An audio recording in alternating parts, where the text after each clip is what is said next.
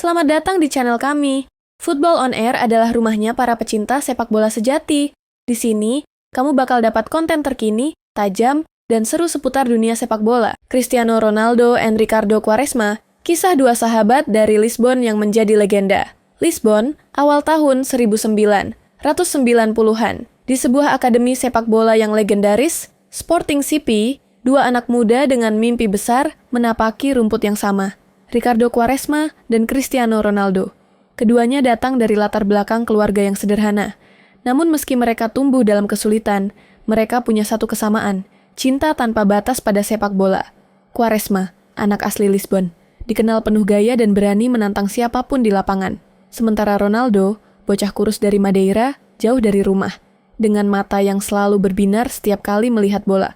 Tak butuh waktu lama, keduanya saling mengenal dan menghabiskan banyak waktu bersama. Dari latihan hingga makan siang, dari canda di ruang ganti, hingga mimpi yang dibisikkan malam hari. Persahabatan itu tumbuh kuat, seperti dua saudara yang tidak dilahirkan dari rahim yang sama, namun dipersatukan oleh lapangan hijau. Di awal-awal karier mereka, dunia melihat Quaresma sebagai the next big thing. Dengan trik-trik gilanya, Rabona, Trivela, dan kontrol bola yang memukau, banyak orang menganggap ia adalah masa depan Portugal. Sementara itu, Ronaldo harus bekerja lebih keras. Ia belum mendapat banyak perhatian. Tapi di mata Quaresma, Ronaldo bukanlah bayangan. Ia adalah rekan, teman seperjuangan yang tak kenal lelah. Keduanya saling mendukung, saling menantang untuk menjadi yang terbaik. Namun, nasib segera memisahkan keduanya. Tahun 2003, Quaresma direkrut Barcelona. Ronaldo, tak lama kemudian, pindah ke Manchester United. Dunia profesional pun mulai menuntut mereka dengan cara yang berbeda. Quaresma kesulitan beradaptasi di Barca, dan karirnya mulai mengalami pasang surut. Sementara itu, Ronaldo berkembang pesat di bawah asuhan Sir Alex Ferguson.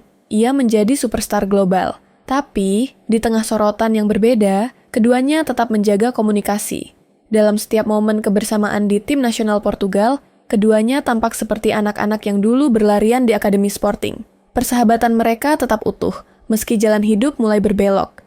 Ketika Ronaldo terus menanjak, meraih Ballon d'Or, trofi Liga Champions, dan status sebagai ikon global, Quaresma seperti terombang-ambing. Dari Barcelona ke Porto, lalu ke Inter Milan, Chelsea, pinjaman, dan Besiktas. Ia menjadi pemain yang tak pernah mencapai potensi tertingginya. Namun Ronaldo tidak pernah menghakimi. Dalam banyak wawancara, Ronaldo menyebut Quaresma sebagai salah satu pemain paling berbakat yang pernah ia lihat. Sebuah bentuk penghormatan dari seorang mega bintang. Quaresma, meski tahu dirinya tak bisa mengikuti jejak Ronaldo, tetap merasa bangga punya sahabat seperti dia. Tahun 2016 menjadi babak penting. Portugal menjuarai Euro. Sebuah pencapaian bersejarah.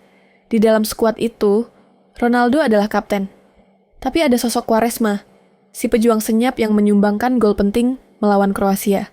Dalam momen perayaan, ketika Ronaldo cedera di final dan Portugal menang, kamera menangkap keduanya berpelukan lama, mata mereka berkaca-kaca. Bukan hanya kemenangan Portugal, itu adalah kemenangan dua sahabat. Dua bocah dari Lisbon yang bermimpi bersama, gagal bersama, bangkit bersama. Di luar lapangan, Ronaldo dan Quaresma tetap menjalin hubungan erat. Quaresma pernah bercerita bahwa Ronaldo adalah sahabat yang tulus. Seseorang yang selalu ada dalam diam, tanpa harus tampil di publik. Bahkan di saat Quaresma mengalami masa sulit, Ronaldo mengirimkan pesan motivasi. Ketika Ronaldo dihujat karena kegagalannya di Piala Dunia, Quaresma berdiri membelanya di media sosial. Mereka bukan hanya rekan tim nasional, mereka adalah saudara dalam arti sebenarnya. Kini, Ronaldo tetap bermain di level tertinggi. Sementara Quaresma sudah semakin jarang terlihat. Tapi dalam benak penggemar sejati, nama Quaresma tetap hidup bukan hanya karena skillnya, tapi karena ia adalah bagian dari kisah hidup Ronaldo. Kisah persahabatan ini adalah kisah tentang loyalitas, tentang dua pribadi yang saling menginspirasi meski menempuh jalan yang berbeda. Banyak orang menilai kesuksesan dari trofi, statistik, dan kontrak. Tapi bagi Ronaldo dan Quaresma, ada satu hal yang tak bisa diukur dengan angka persahabatan. Dalam satu wawancara, Ronaldo menyebut, Ricardo adalah salah satu orang pertama yang percaya pada saya. Di saat banyak yang meremehkan, dia melihat potensi saya. Sementara Quaresma berkata, Ronaldo adalah saudara. Dia bukan orang yang berubah karena ketenaran. Dia tetap anak Sporting yang dulu. Cristiano Ronaldo dan Ricardo Quaresma mungkin berada di dua kutub pencapaian yang berbeda. Namun, dalam sejarah Portugal, nama mereka akan selalu berdampingan. Bukan hanya karena gol-gol indah atau gelar juara, tapi karena mereka mengajarkan pada dunia bahwa persahabatan sejati tetap hidup meski dunia terus berubah. Dalam sejarah panjang sepak bola, kita seringkali terpukau oleh kehebatan individu gol-gol indah, trofi-trofi mewah, dan catatan statistik yang mencengangkan. Tapi, jarang sekali kita menyelami sisi manusiawi di balik sorotan lampu stadion. Jarang kita mengingat bahwa di balik seragam kebanggaan dan selebrasi kemenangan, ada kisah-kisah yang lebih sunyi, lebih dalam, dan lebih jujur, kisah seperti milik Cristiano Ronaldo dan Ricardo Quaresma. Kisah ini bukan tentang siapa yang lebih hebat, siapa yang paling sukses, atau siapa yang lebih dikenal dunia. Kisah ini adalah tentang dua bocah yang tumbuh di tengah keterbatasan, memimpikan hal besar, dan menemukan satu sama lain dalam perjalanan yang tidak mudah.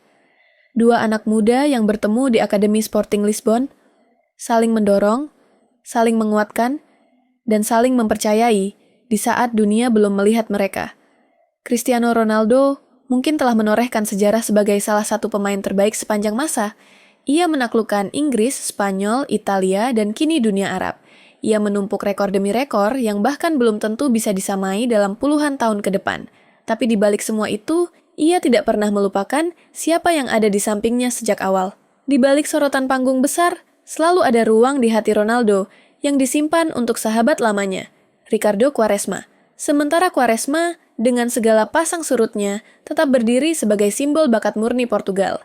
Ia tidak pernah sepenuhnya mencapai puncak yang dunia bayangkan untuknya, tapi ia menorehkan jejak yang tak bisa dilupakan.